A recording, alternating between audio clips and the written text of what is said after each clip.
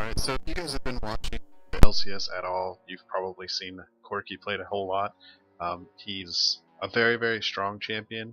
He works well with the double AD carry games you usually see an Ezreal mid whenever you see Corki bot. That's because he does happen to run a little bit more AP on top of his AD.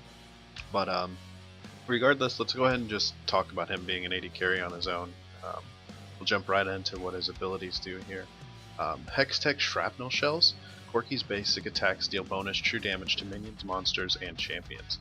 Now this is based off of your AD, so this is why you actually run AD Corki instead of AP, even though all of his abilities really scale off of AP. His passive's true damage is really good for tank shredding and stuff, so that's why you see a lot of AD ran with him. Phosphorus Bomb. This is Corki's Q. You're going to actually max this one first. Corki fires a flash bomb at a target location, dealing magic damage to enemies in the area. This attack additionally reveals units in the area for a duration. So this is a great poking ability. It does cost a little bit of mana, and you'll see early game that you will actually run out of mana if you are spamming this ability. So you really just want to use it whenever it's completely necessary, or if you want to throw one into a bush to see if someone's in there. But as you get into team fights and stuff, this is a very powerful ability, especially when you have items such as Trinity Force and your Sorcerer's Boots, things like that. Valkyrie is Corki's W. Corki surges to target locations, dropping bombs that create a trail of destruction for opponents who remain in the fire. Now this costs a straight 100 mana no matter what rank it's at, but early game that's a lot of mana, because you really only start with like 300 to 400 mana, so using Valkyrie is mainly just to get away. You don't want to use it to initiate or anything, because you will actually go in very fast. Also be wary when you're playing against Yasuo's. Using this ability nearby will allow him to ult you because you're actually airborne, so you want to be very careful when you're playing against a Yasuo to use this ability. Gatling Gun is Corki's E. This is actually the second ability that's maxed out. Corki's Gatling Gun rapidly fires at a cone in front of him, dealing damage and reducing enemy armor. So Corki is a great counter to Graves because of this ability, plus if you have a real tanky team, he's really good to use because, like we said with his passive, it's true damage. With Gatling Gun, it actually shreds the enemy tank's armor, so you can actually get quite a bit of damage through with this ability going off. So then we'll move to his ultimate, Missile Barrage. Corki fires a missile toward his target location and explodes on impact, dealing damage to enemies in an area. Corki stores missiles over time up to a maximum, and every third missile fired will be a big one, dealing extra damage. So above his abilities you'll see a number that's up there, and as you spam this ability, every third one does a little bit more damage. It's a skill shot, and you can spam it over and over again. It's not an ultimate that only gets to be used once every so often. You can use it as long as you have mana. So it's a great siege, and also a great defending ability. Plus it's got a pretty good range on it as well. So now that we've gone through his abilities, let's jump right into runes and masteries.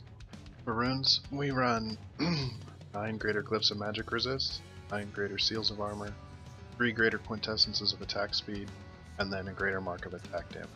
For masteries, this is what I run. Change it as you see fit. No big deal either way. 21-9, 4 in Fury, 1 in Butcher, 1 in Feast, 3 in Brute Force, 1 in Spell Weaving, 1 in Martial Mastery, 3 in Executioner, 1 in Dangerous Game, 1 in Blade Weaving, 1 in Frenzy, 3 in Devastating Strikes, 1 in Havoc. Defensive Tree we have 2 in Block, 2 in Recovery, 1 in Unyielding, 3 in Veteran Scars, and 1 in Juggernaut. So just like every other video I've done, we're going to jump right into some gameplay. This is just a team builder game, it's not a ranked game, so I had a request to play a Corki game and I didn't really have a whole lot of time, so I just wanted to do a quick team builder game since they tend to last a little bit shorter than ranked games. This will give you an idea of how to play Corki in lane and how to play him in team fights, but there are some things that I do in this game that's probably not amazing, so mainly because I was just trying to hurry up and get this video together. I would have backed after this poke and stuff, and I would have stayed in lane, and I don't think their Twitch would have stayed in lane either if we were actually playing a normal ranked game. So I'm going to get that out in the open and clear the air there. Here you can see I started Q, and then I went to E for the shred, and here, we get a kill on Twitch. I wish Zillion wouldn't have thrown the bomb out on him because I had the kill, but you can see the damage that's about to come out here. Twitch comes in, he gets hit with a Q and my shred with E, and it's just pretty much over. One more auto attack would have killed him, but Zillion doesn't get killed. But that's a little indication at rank 2 that you want to be pretty aggressive as Corki because the damage is so great. You're so strong early game with that Q shred with your E combo together and some auto attacks. So you definitely want to CS, and then if they do come in, like if you're playing against a Leona who's playing really aggressive, Corki's a great great champ to go against that kind of aggressiveness because the shred just, I mean, it's going to kill tanks that are even that, you know, Braum or Leona or even Threshes or whomever decides to come and be aggressive really gets punished by Corki in lane. Another reason Corki is so strong is that you can balk away from danger. Twitch likes to go stealth and then come out because of the attack speed buff he gets whenever he goes stealth, but Corki's able to Valkyrie out of the damage. As you see, I do it twice here, and on this second time we actually punish him for it. Right here you see Twitch open up, and the moment he opens up I Valkyrie away, and then I just start shredding with my E. As you can see, the damage is it just can't handle it. That armor shred on top of that Q and some auto attacks, I mean, there's just nothing you can do to stop that damage. Zillion then comes up to mid because they're downriver because they're coming to gank, but I'm too low to really do anything, so I have to just get out of town on this one. I couldn't really help my Zillion there at all. First back I pick up Sheen, that's almost always your first item, and then I pick up a health and some mana. I didn't have enough for a Vision Ward for the Twitch for whenever he goes in Viz, but no big deal. When we get back to lane, I noticed that Twitch has 5 pots and a long sword, and I tell Zillion, hey man, we can just punish this guy. He's not gonna be able to out damage me, and I'm just gonna shit all over him. There's just nothing he can really do.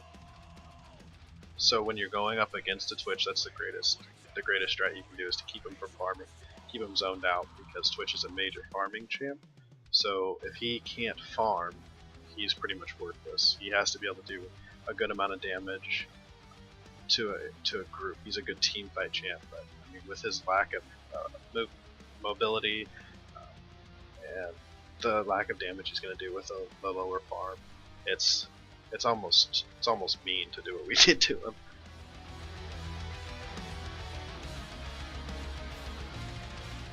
At this point, we realize that we can probably take drag because Twitch and Lulu are both pretty low, and Nudir's already over there starting it. So Zillion throws some bombs down just to zone out the Lulu a little bit more, and we realize we're probably going to have to actually fight this because we're not going to actually get a free dragon. We know Twitch is stealth and he's going to come in, that's why I ping it, hey man, here he comes. And if you just look, man, a shred and a Q with Sheen and an auto attack, and just look at the damage output. It's just, it's mean, man. Like, Corki's early game damage is it's brutal.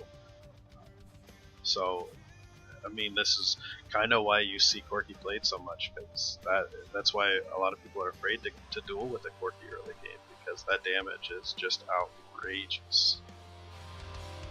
Here's a little trick I want you guys to pay a little bit of attention to.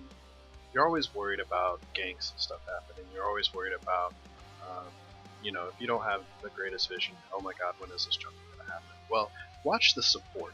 For the most part, an ADC kind of knows, hey, the jungle's coming, I'm going to play a little passively, but supports like to be up in your face early, right as a fight happens. So as you can see here, Twitch backs off, we lose, or I back up. I back and I come back to lane. And as I come back to lane here, I notice that Lulu is getting really aggressive. She's pushing right up in the middle of the lane. So I just assume that Twitch is going to be there because Lulu is playing so aggressive. And this is kind of a good indication of paying attention to small detail. So as you see, Zillion takes that kill, and if you watch a little bit closer, he takes another kill on Lulu. If you're playing support, please don't do this to your ADC. You see that she's almost dead, and he throws a bomb on her at the end. So I kind of know that he's just trying to take the kills at this point, so I just kind of ignore it and just tell him it's no big deal. But this is a huge no-no. Please don't do this to your ADC if you're playing support. I come up mid to help out, and I get caught way out of position. I was assuming Zillion was going to ult me, but he didn't.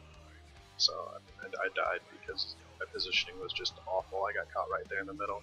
and as you saw from the Jinx video before, you definitely want to play in the back line as the ADC and not be right up in the middle like I was. That was bad on my part.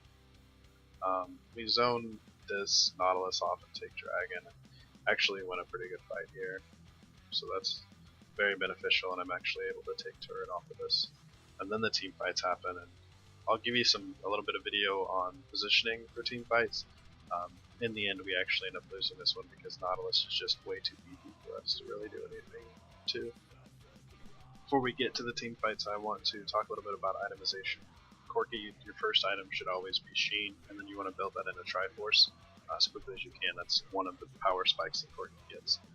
Then you want to get your Sorcerer Boots, because that gives you the magic pin for the majority of your abilities, so your stuff scales really hard off of AP, and this allows your spells to penetrate. So that's usually what boots you'll see on Corki. And then you want to get Blade of the Rune King. Blade of the Rune King is another huge power spike, and you'll actually see the damage increase is just ridiculous after I get Blade of the Rune King. In fact, I actually get caught up here at turret shortly after this engage on Twitch. Our team fight was just not very good here, and they were going to get me regardless, so I just tried to stay at turret as long as I could and hope the turret was going to kill one of them, but Nautilus is just too beefy. I don't have Blade of the Rune King just yet, but after I get it, you'll definitely see the huge damage increase, the damage spike that happens. After Blade of the Rune King, it's really up to you how you want to build it. I like to go with an Infinity Edge, but in this case I was getting crushed really hard, and Nautilus was pretty tanky, so I went Last Whisper first, and then I went Bloodthirster for the defensive and the extra lifesteal. In the end, it really didn't benefit me very much because the team is just super tanky. I mean, there's just really nothing we can do. But, you know, I tried to stay back in the backside of this fight. I'm actually able to dodge Ezreal's ult there. But, so after you get Last Whisper, it's really, like I said, up to you. There's been some debate on whether Liandry's Torment is actually better than Last Whisper because of all the ability power buffs that Corki has. You know, all of his abilities scale off ability power, and then it's really just his passive that does attack damage. But, I mean, it all depends on the fight that you're going. So this team fight is one of the team fights that happen in this game. It's probably the best one that we have near the end.